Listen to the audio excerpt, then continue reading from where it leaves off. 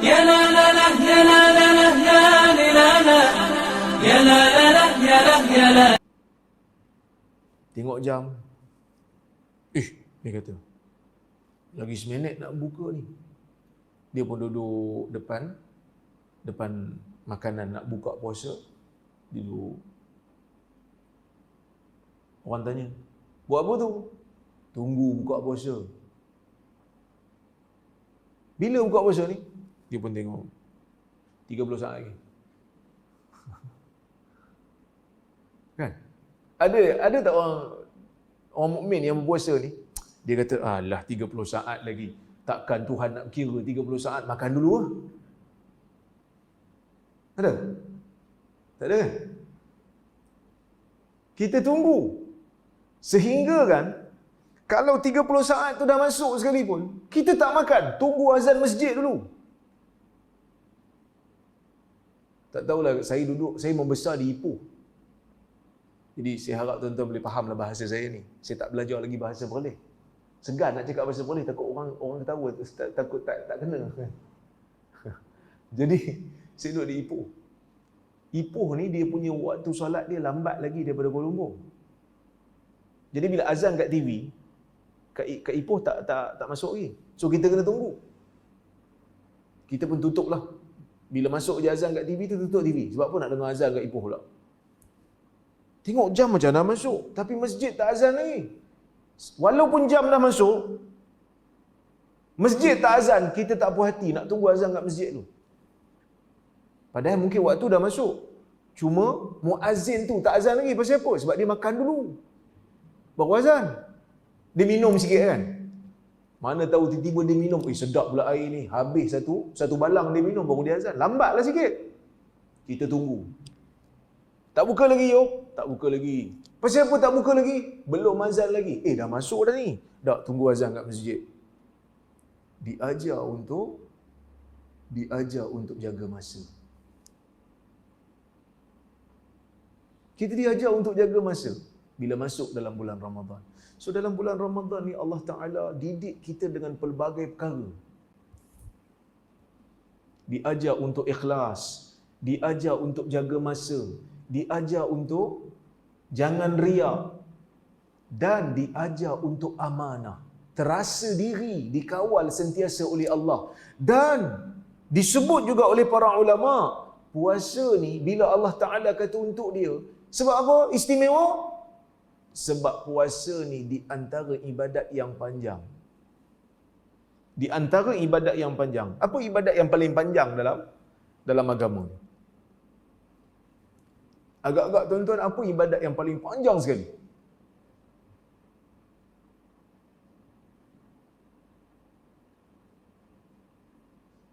Hasan? Ihram. Ihram panjang. Kita ihram buat haji tu kan panjang. Dan selain daripada ihram, puasa bermula daripada subuh sampai ke maghrib. Kalau kita duduk kat Malaysia ni mungkinlah 13 jam. Tapi masa saya dengan Ustaz Syed duduk dekat Jordan dulu, 2011 sampai 2015, kami puasa di Jordan. Masa tu musim panas. Puasa mula pukul 4 pagi, berbuka pukul 8 kan? Pukul 8. Itu belum lagi kalau puasa dekat negara-negara yang macam negara Eropah. 20 jam. Tapi dia pertahan puasa. Puasa 20 jam. 4 jam dia tak puasa. Masa itulah nak buka puasa, masa itulah nak salat Isyak, masa itulah nak salat tarawih, masa tu nak sahur balik. Lepas tu puasa balik 20 jam. Tapi orang Muslim tahan, sanggup. Panjang. Terasa diri dikawal oleh Allah. Tu saya kata tadi, amanah tadi tu. Masuk dalam bilik air kita tak minum. Sebab apa? Sebab kita tahu Allah Ta'ala sedar. Allah Ta'ala sentiasa melihat kita. Dia macam masuk dalam lift ada CCTV. Kita masuk dalam lift, kalau tak ada CCTV, dengan masuk lift ada CCTV, beza kan? Perangai. Kalau masuk dalam lift, elevator tu, tutup je pintu, Tengok tak ada kamera. Masa ni lah nak korek hidung, nak cabut bulu hidung. Orang bukan nampak. Nak garu sikit. Masa tu lah. Tapi bila ada CCTV, dia kata ada kamera. Nak korek hidung pun segan. Nak cabut bulu hidung pun, tak payahlah dia orang nampak, orang rakam, orang nampak aku. Puasa pun sepatutnya kena adalah ciri-ciri tu. Kena ada sifat tu. Allah Subhanahu Wa Taala sentiasa melihat kita. Kita tengok benda ni, benda ni boleh batal puasa. Benda ni boleh kurangkan pahala puasa.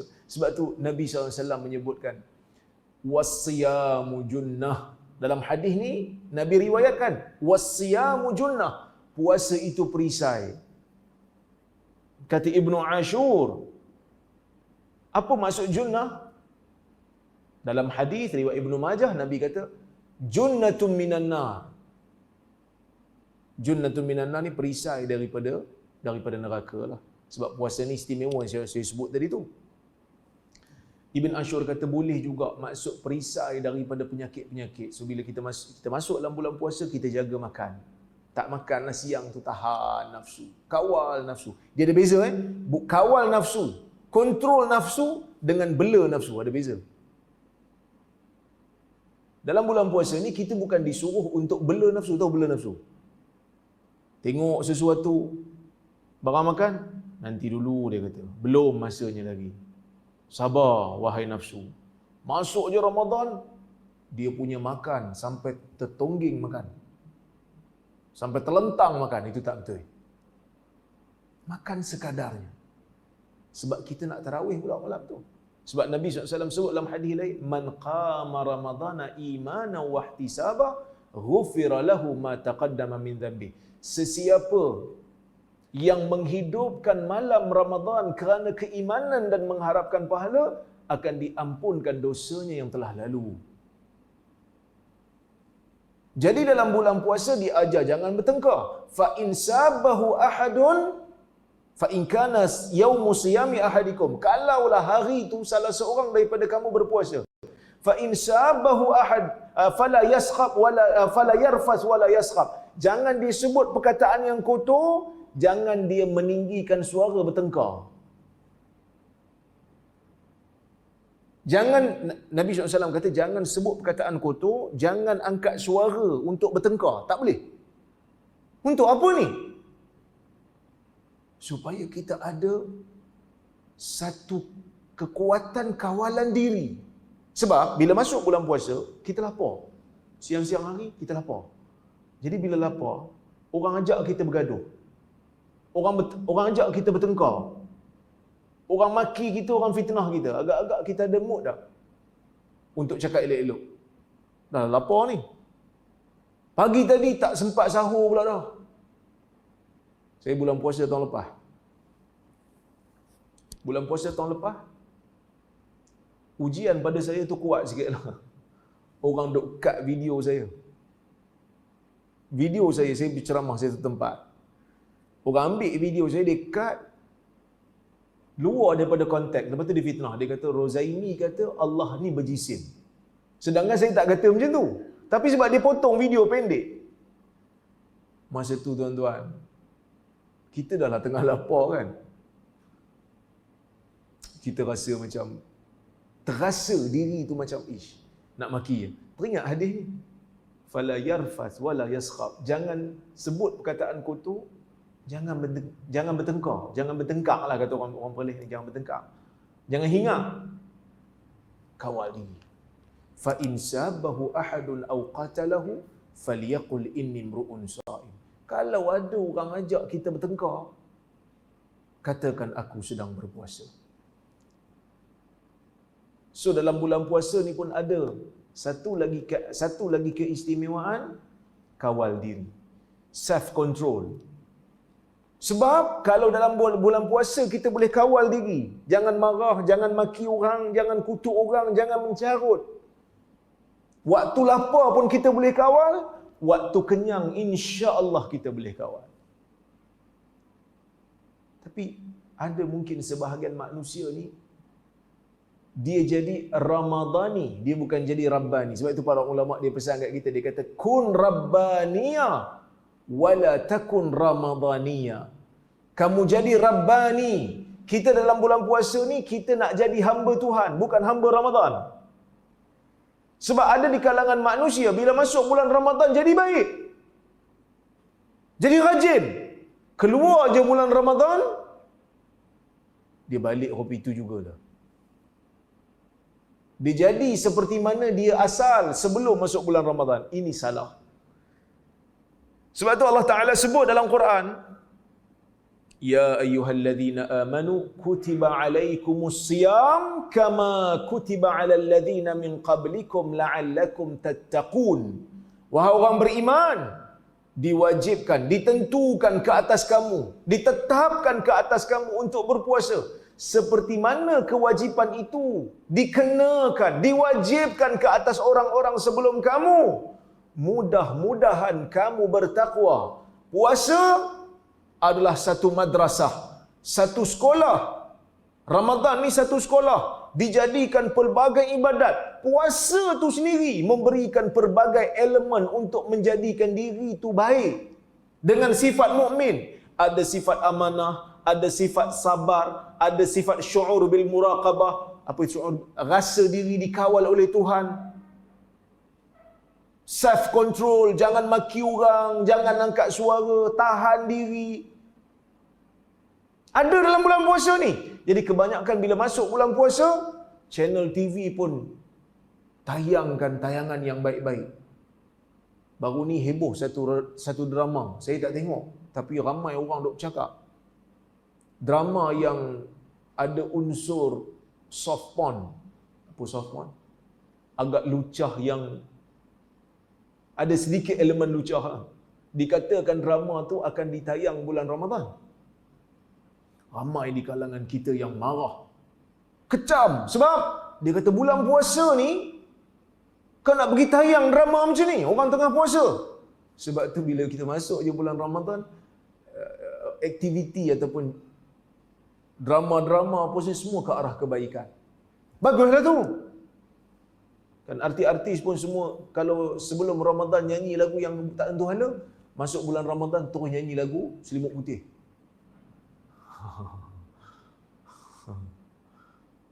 Tapi jangan pula bila keluar Ramadan kita jadi syaitan balik, jangan.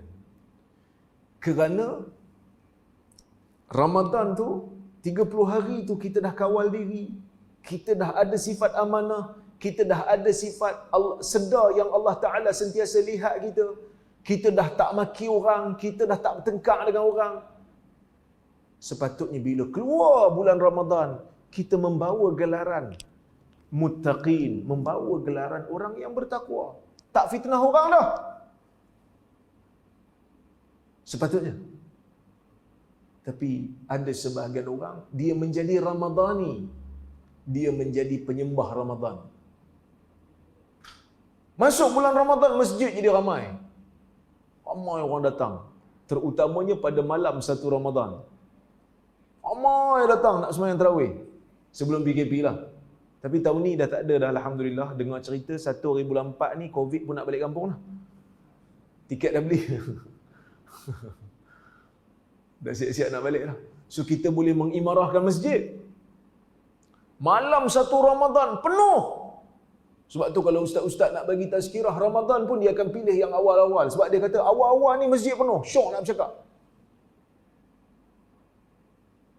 Tapi bila Ramadan itu makin ke depan dan makin mengakhiri garisan, makin dekat dengan garisan penamat, saf pun di masjid makin maju.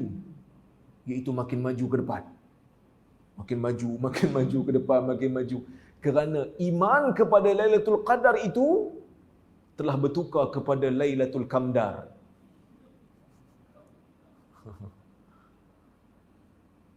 Patut cari Lailatul Qadar. Dia tak cari Lailatul Qadar, dia pergi cari Lailatul Qamdar. Dia pergi Qamdar, dia pergi cari kapek. Sini ada Qamdar? Tak ada. Tak ada Aku kat Ipoh kami pergi cari Lailatul Qamdar lah. Makin maju ke depan. Kita tak mau menjadi Ramadhani.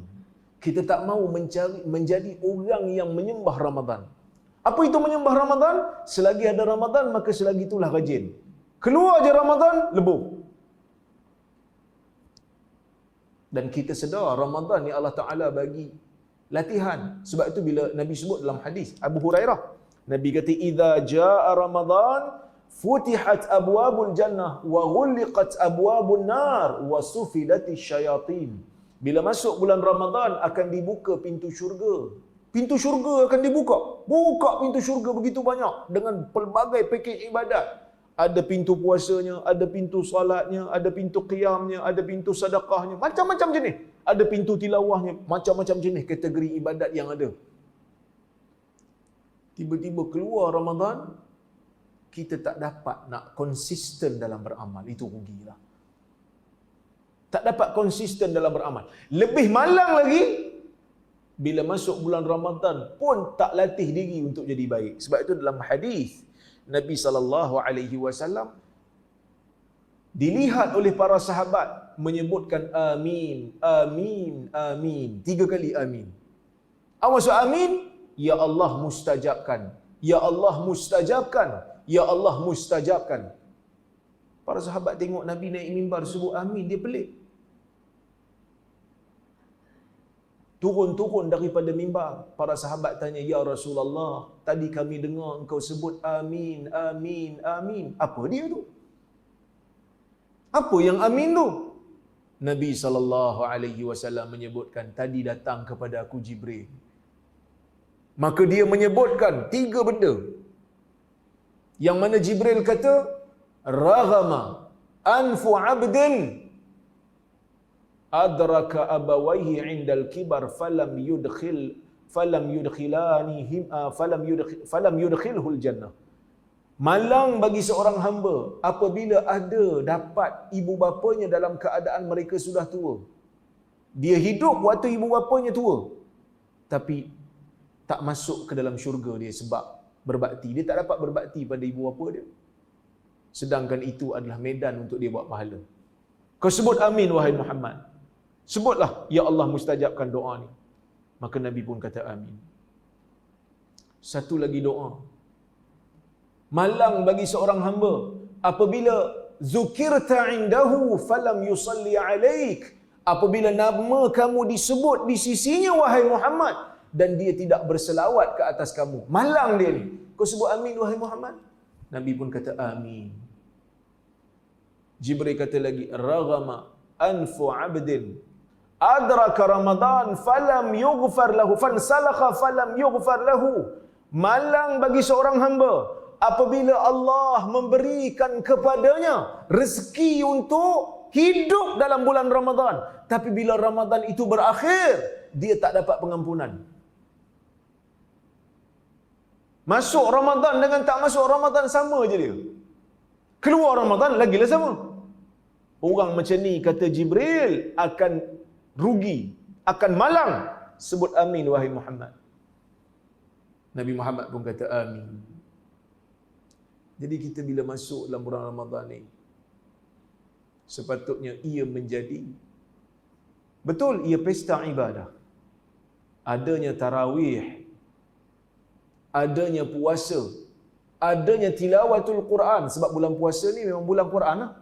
Dalam hadis riwayat Bukhari, Nabi SAW bertadarus dengan Jibril. Seperti mana kata Ibn Abbas, dia bertadarus dengan Jibril. Sebab tu bila masuk bulan Ramadan, di bulan Quran, syahrul Ramadan alladhi unzila fihi al-Quran hudan linnas wa bayyinatin minal huda wal furqan. Bulan puasa itu diturunkan padanya Al-Quran. Jadi mulia bulan Ramadan ni sebab Quran turun. Hebatnya Quran ni, Quran turun dalam bulan Ramadan, bulan tu jadi mulia. Quran turun di Mekah dan Madinah, bumi tu jadi mulia. Quran diturunkan oleh Jibril, Jibril tu jadi mulia berbanding malaikat yang lain. Quran tu turun pada Nabi Muhammad sallallahu alaihi wasallam, Nabi Muhammad tu menjadi mulia berbanding nabi-nabi yang lain, lebih mulia. Quran itu turun pada umat Nabi Muhammad, maka Allah Ta'ala menyebutkan kuntum khaira ummah, kamu sebaik-baik ummah.